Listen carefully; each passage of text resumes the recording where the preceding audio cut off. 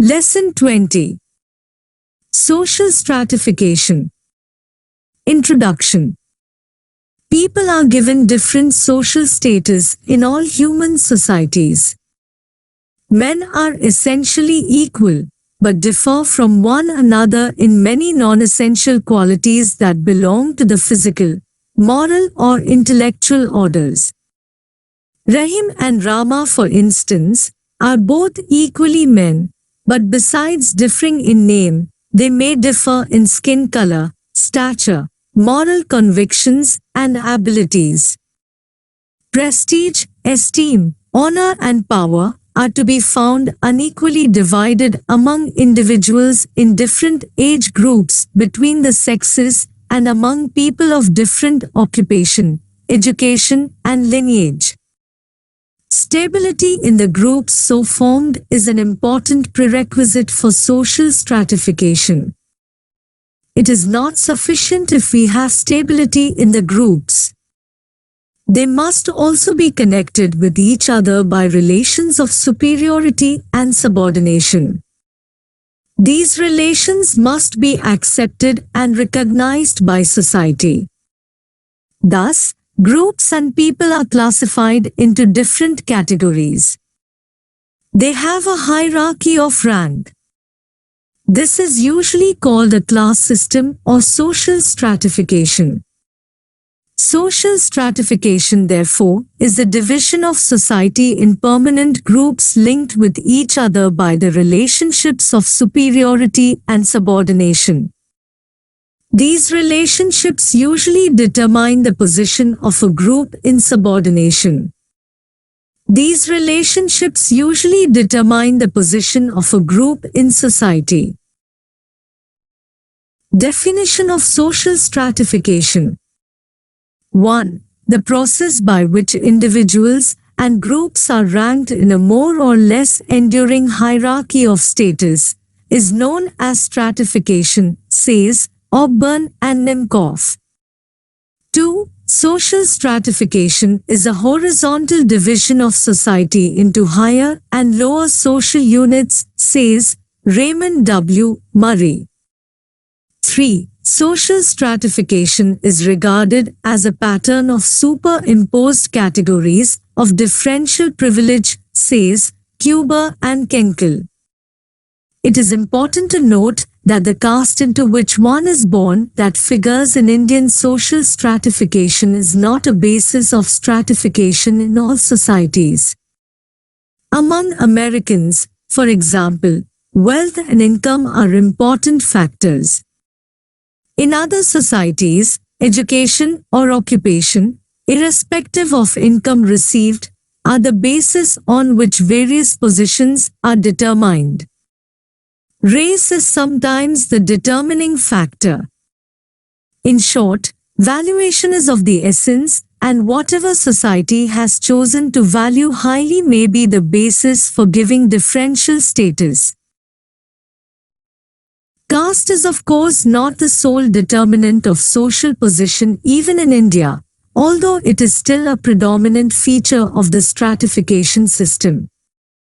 Wealth, income, education and occupation, irrespective of income received, are the basis on which various positions are determined. Race is sometimes the determining factor.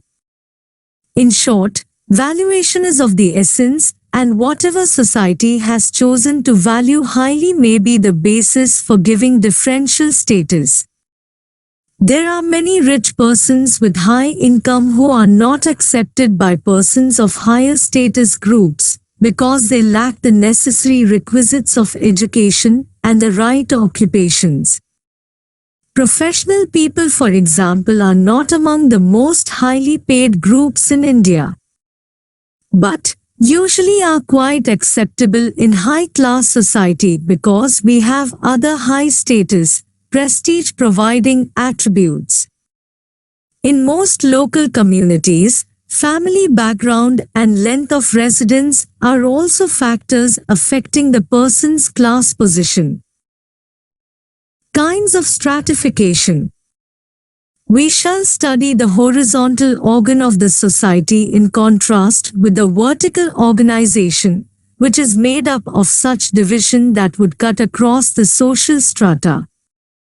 The vertical division of society is a popular and well understood social phenomenon. Example, the guilds in the Middle Ages. It had the masters, journeymen, and apprentices in its association. Similarly, there are such vertical groups as teachers' association, doctor guilds, or engineers' associations in our contemporary social life. In this way, there are two kinds of stratification of society, namely the vertical and the horizontal. The horizontal divisions of society into various groups are more consistent, pervaded, and more deeply rooted in the social structure of the society. Therefore, in the following pages, we shall discuss the important elements of social stratification as class, caste, slavery, and serfdom. The class system. Class and caste are two phenomena of social stratification which share many features in common, not only in the origin but also in development and function. Both are agents of social mobility and selection, inasmuch as they decide largely the position that a man occupies in a society. If and when, writes Hiller, hierarchical positions become assigned to relatively permanent segments of a society, the social relations so produced are known either as a class or caste system. This is why both systems are usually studied in connection with each other, says Gisbert P.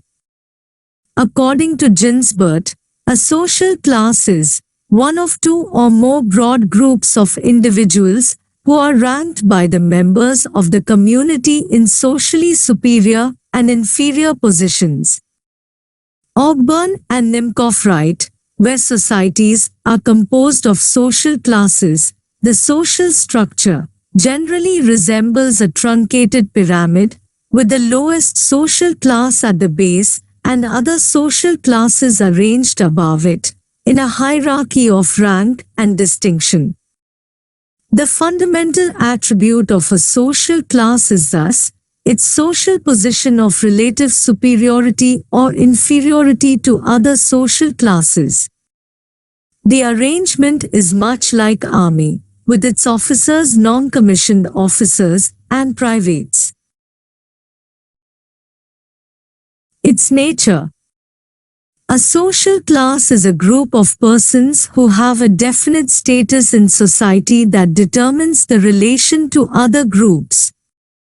The relative position of the class in the social scale arises from the degree of prestige attached to the status. Thus, the ruling classes have a higher prestige than the domestic servants. There are certain qualities with which we evaluate the prestige and status of a class. They are knowledge, purity of race, religion, wealth, bravery, and similar qualities which facilitate their admission to the next higher class. A social class, especially a high class, is differentiated from others by certain institutionalized relationships and customary modes of behavior. These ways are taken to be characteristic of the class, and they are related with such things as dress or the fashionable quarters in which one lives, the types of conveyance that one uses, the friends that one has, one's way of recreation and expenditures. The breach of class conventions will be resented to by society.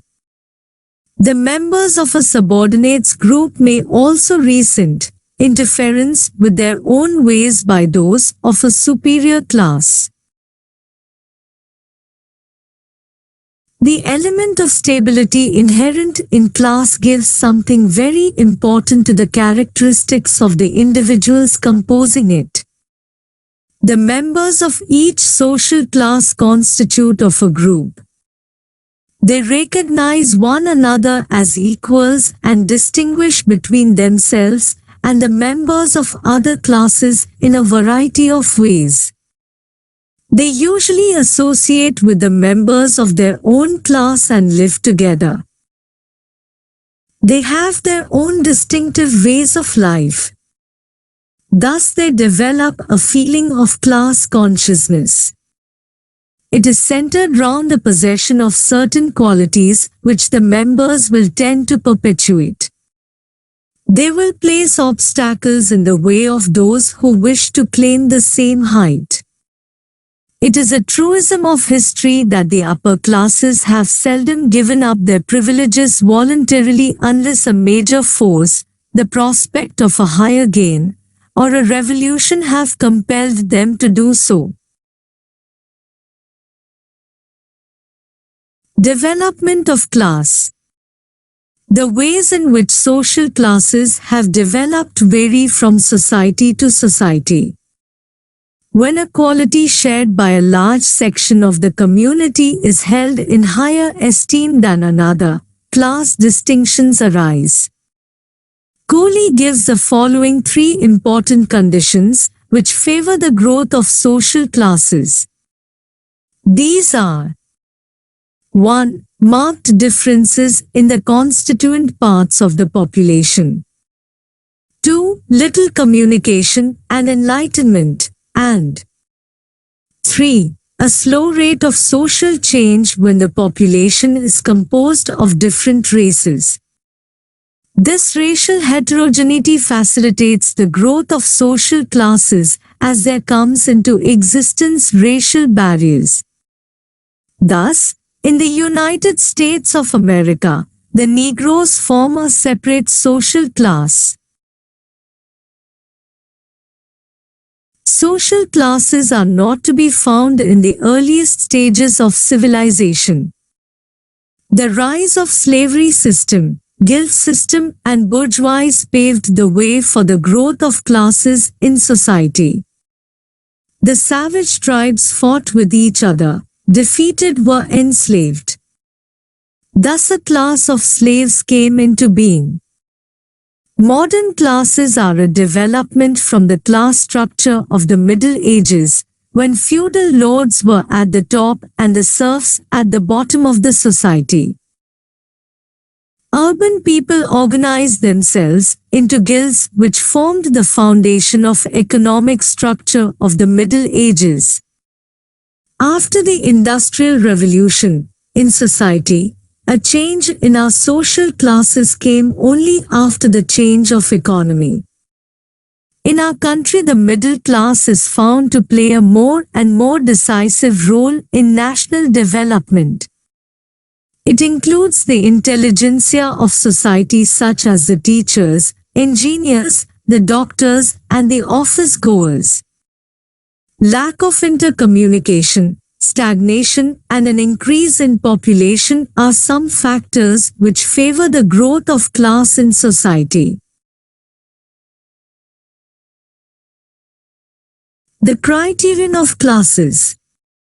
We shall see the various principles involved in the modes of social classification. Some of the important characteristics are birth, wealth, occupation, race, religion, education. Sometimes two or more of these characteristics combine to determine the status of individuals. Criterion of birth. In India, the birth of a person in a particular caste determines his class position. Therefore, the class structure becomes rigid. Social mobility is impossible because an individual cannot change his caste position.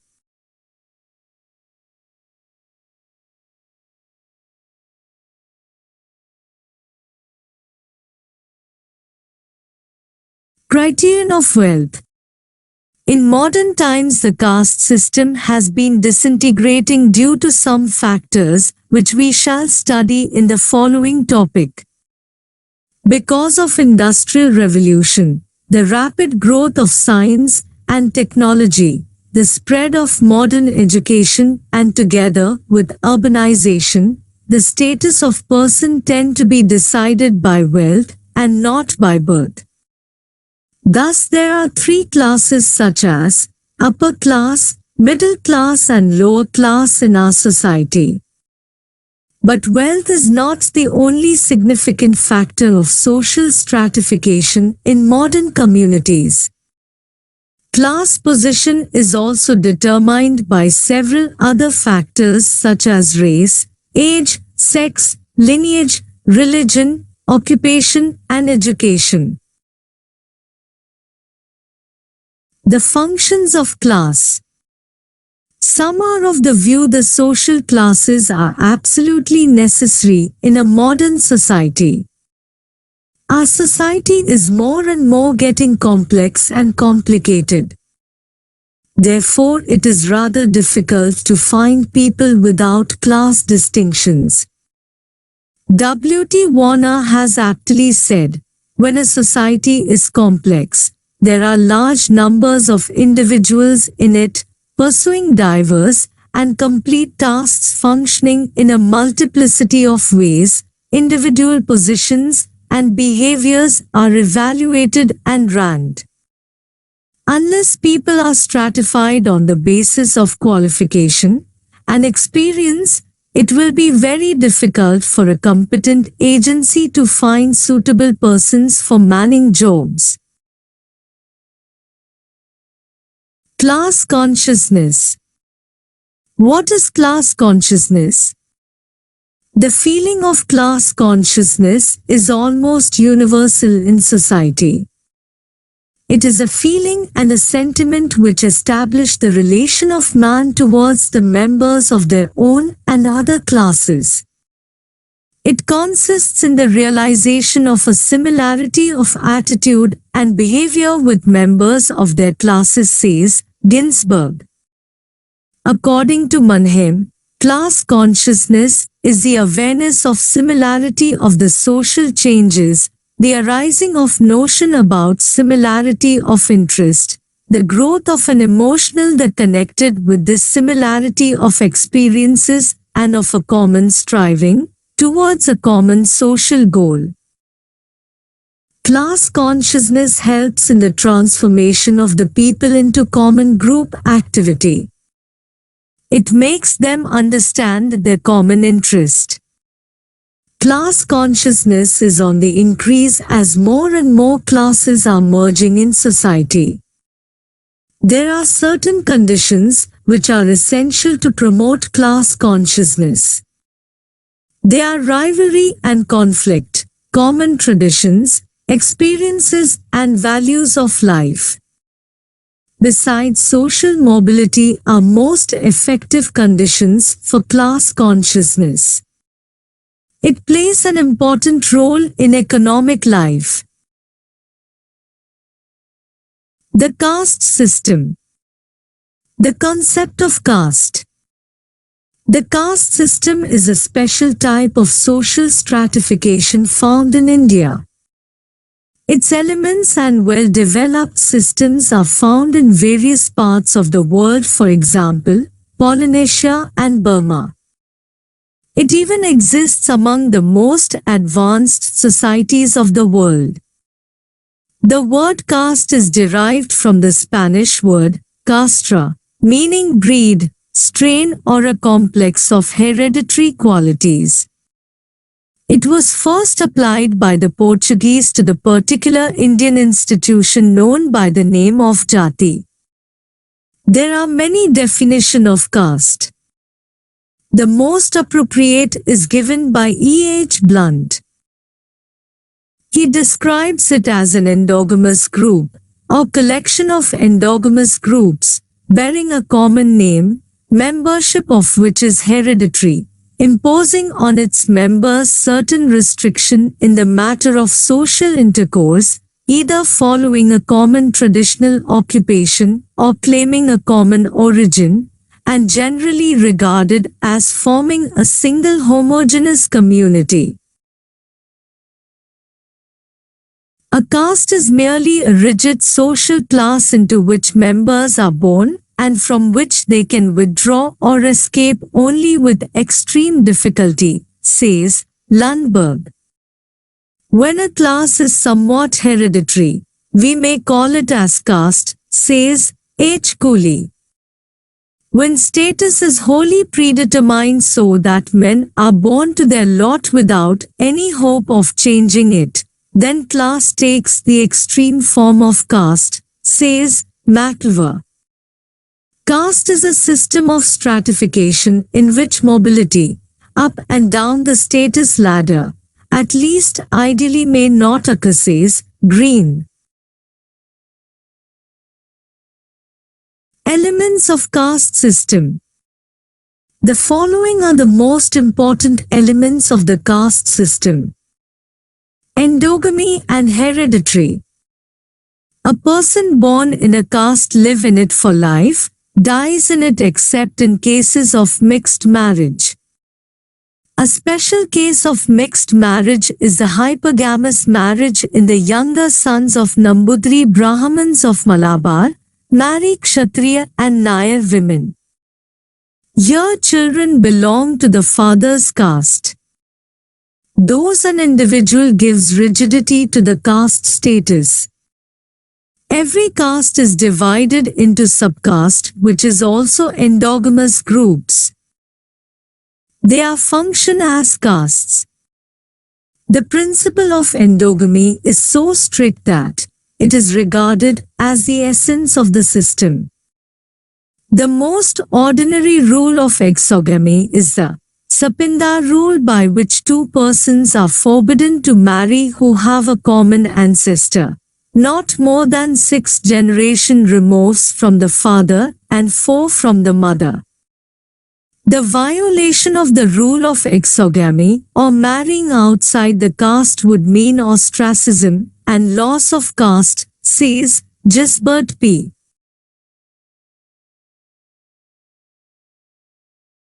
Social and religious hierarchy.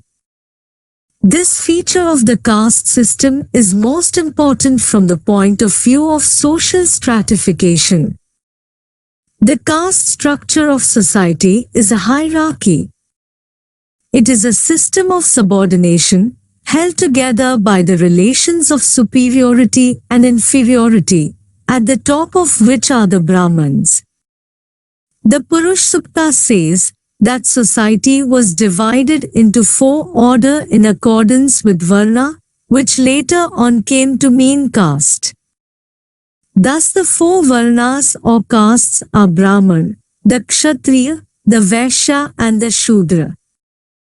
The Brahmins or teacher priests came from the mouth of the Creator, the Kshatriya, warrior ruler, from his arms, the Vaishyas or common people from his thighs, and the Sudras are servile class from his feet. This scheme is similar to that advocated by Plato for an ideal society.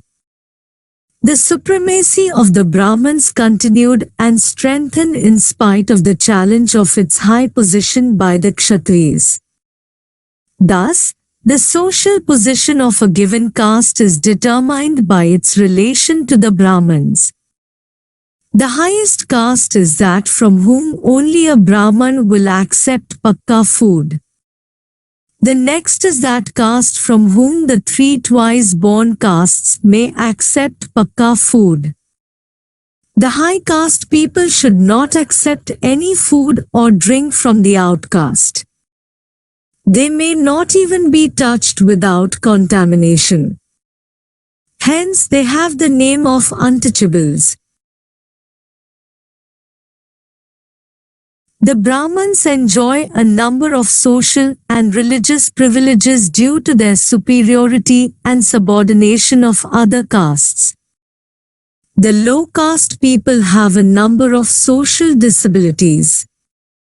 According to the code of Manu, the Brahmins are visible deities, the lords of creation, the living embodiment of the external laws, and are entitled to anything in the world while the other live on their charity. Quoted by Gisbert from Hutton J.K. Caste in India.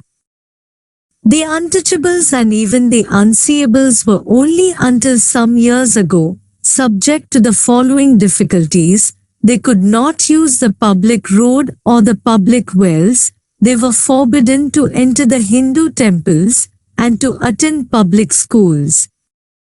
The food of the low caste man, his sight or even shadow communicates impurity to the high caste man. He cannot be contracted without following a set of taboos. These have habit up psychological barriers between caste and castes.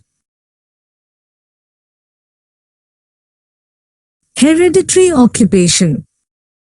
Caste members are expected to follow hereditary occupations. They cannot change to other occupations.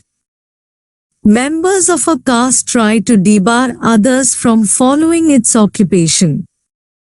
Not every profession, with few exceptions, is open to people of different castes. For example, the Brahmins are engaged in other occupations such as lawyers, cultivators, and industrialists. Similarly, the Kshatriyas, Vaishyas are now engaged in different occupations. Taboos. Another element of caste is its taboos, by which the high castes try to maintain their purity. Each caste develops its own culture. Thus there are restrictions on feeding and social intercourse. The food taboo prescribes the kinds of food that a man eats or abstains from. There are also taboos concerning eating, cooking, drinking, and the use of vessels.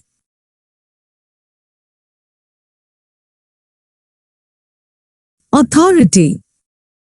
The authority of castes is vested in a board called the Panchayat, which is composed of 5 members. It compels obedience from its members. It is traditionally concerned with all matters relating to the code and the discipline of the caste, including religion. It acts as a court of law to give judgment and impose penalty in such cases as adultery, violation of marriage law, refusal to maintain a wife, immorality and concubinage, breaches of caste taboos, the practice and unauthorized occupation, the killing of a cow, insulting a Brahman, or any action that brings discredit to caste or threaten its solidarity and welfare. With the introduction of law courts and the village panchayats, the authority of the caste panchayats has been considerably weakened. In spite of this, the modern caste still maintains ways of controlling the behavior of its members. The origin of caste system. India is generally known as the classic land of castes and creeds. The caste system is believed to be of immemorial antiquity. European writers knew about the racial difference between high caste and low caste and linked their findings to race. According to Weil, the Aryan races devised the iron system of castes to prevent the undue mixing of a dominant race with an inferior race. Brinton, W. J. Thomas, Dull Buxton, Risley and Gillen believed that caste in India originated in the racial differentiation between people. Caste, according to Max Weber, signifies the enhancement and the transformation of social distance into a religious or more strictly a magical principle. Tozer thinks that in North India, caste came to be based on occupation with no contact allowed among the different castes. Kroeber believes that religion, culture, occupation or race that sets of a group may have led to emergence of a caste in India. Among Indian writers S.C. Roy, N.K. Dutt and G.S. Ghurye has linked caste with the racial factor, Quotes Majumdar and Madan. A number of other factors are also held responsible for the development of the caste system. Some of those are mentioned here in the 1. Hereditary occupation. 2. Lack of rigid unitary control over the state. 3. Beliefs in reincarnation in the doctrine of karma. 4. Geographical isolation of the Indian peninsula. 5. Foreign invasion.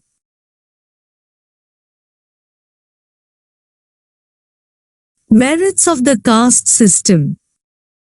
Social security. It provides security to the individual. He is assured of employment, shelter, protection, and marriage. Communal virtues. It has fostered the spirit of cooperation and fellow feeling among members.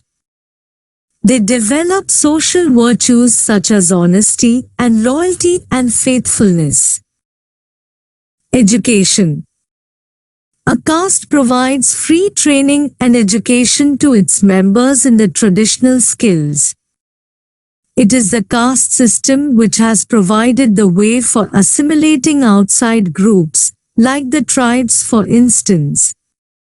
Social solidarity has been maintained without many conflicts due to the strict observance of caste forms and customs. In view of good functions of caste, scholars like Hutton have pleaded that caste is a good institution and should be reformed, not rooted out.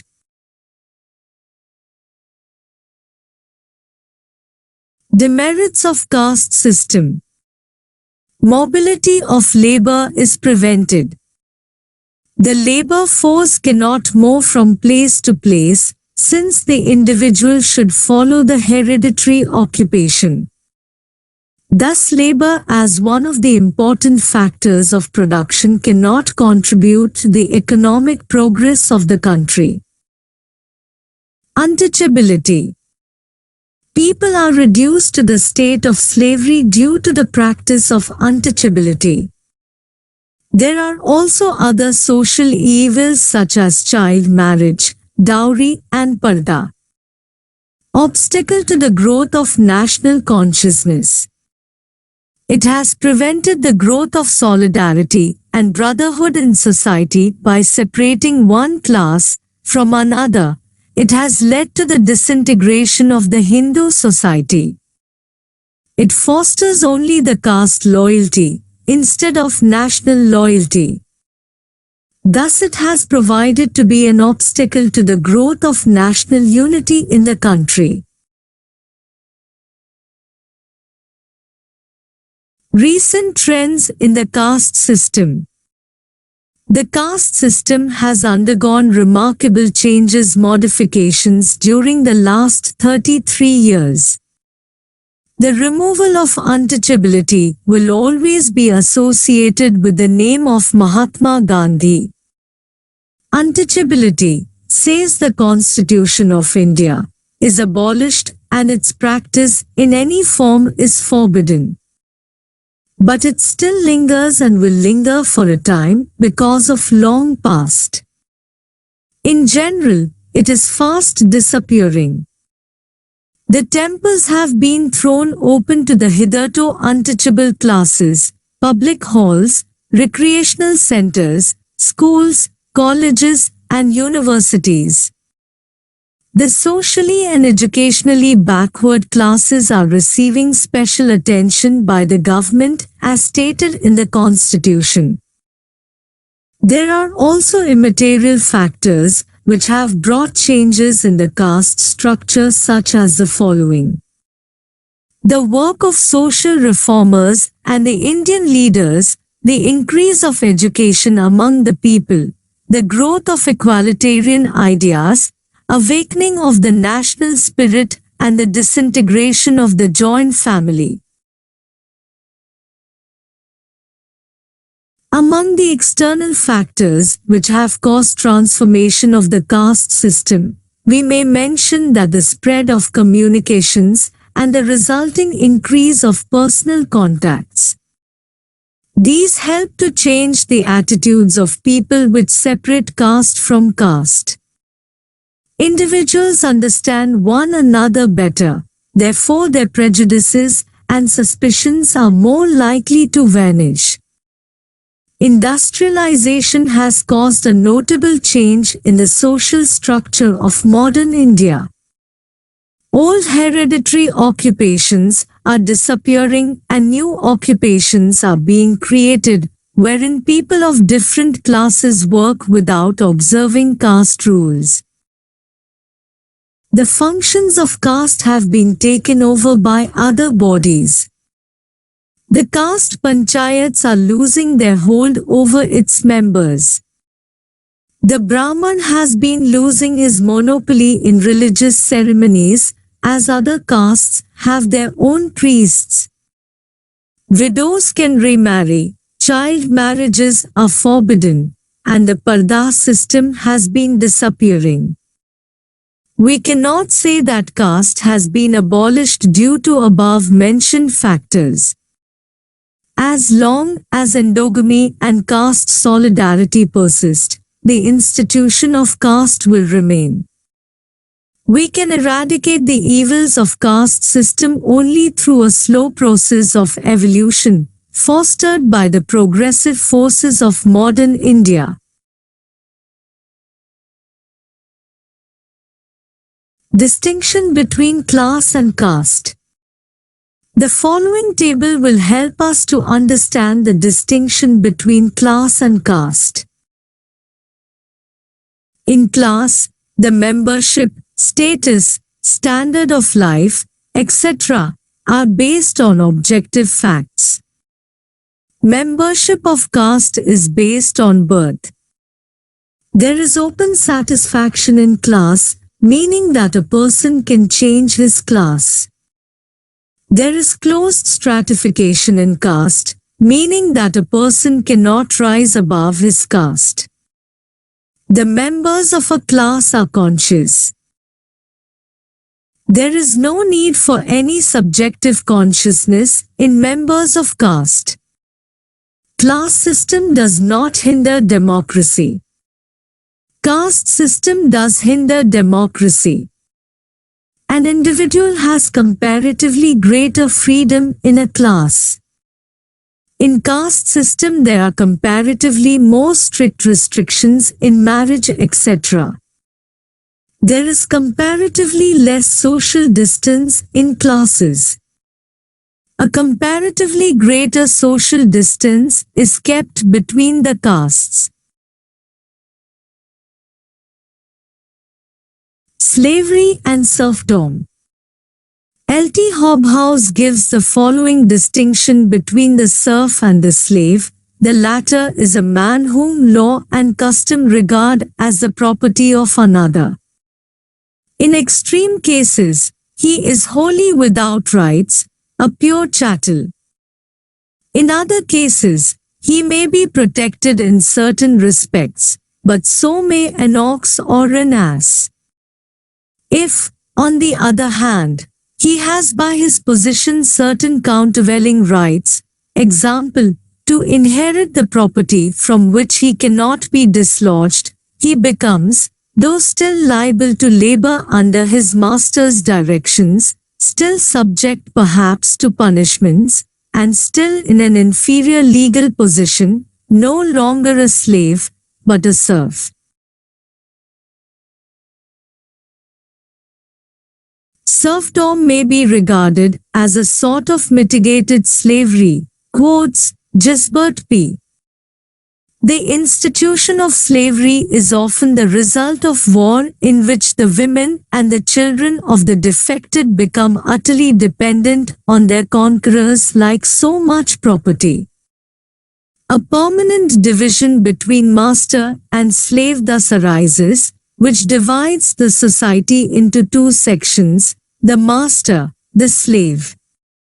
The institution of slavery grows in many different ways, especially in breeding within the slave class itself, by capture in warfare and raids, and by other more variable events as penalty for crimes or compensation for indebtedness, purchase, etc.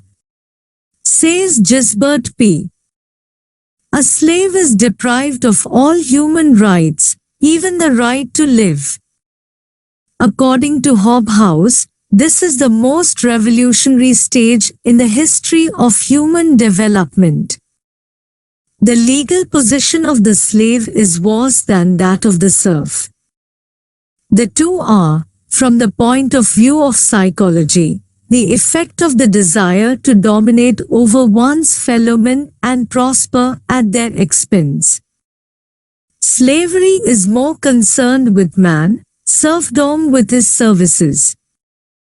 Slavery and serfdom no longer exist in a civilized world because of many international bodies as League of Nations and the United Nations organizations. Here a final question presents itself. It is possible to prevent social stratification and thus have a classless society? The answer seems to be obvious.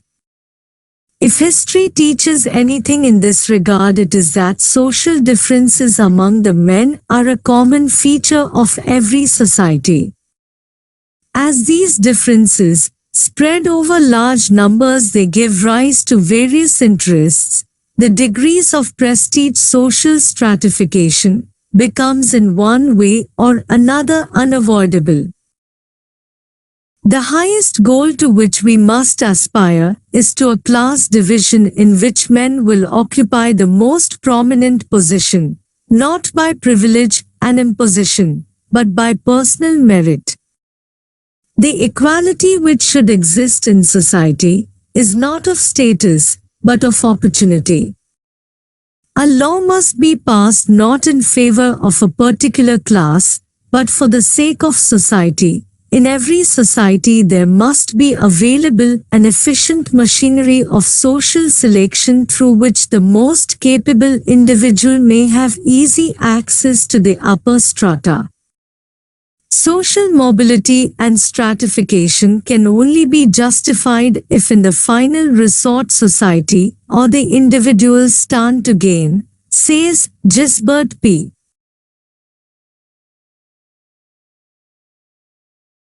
Summary. Persons are given different social status in all human societies. Men are essentially equal, but differ from one another in many non-essential qualities that belong to the physical, moral or intellectual orders. The caste system is a special type of social stratification found in India. Caste members are expected to follow hereditary occupation. They cannot change to other occupation.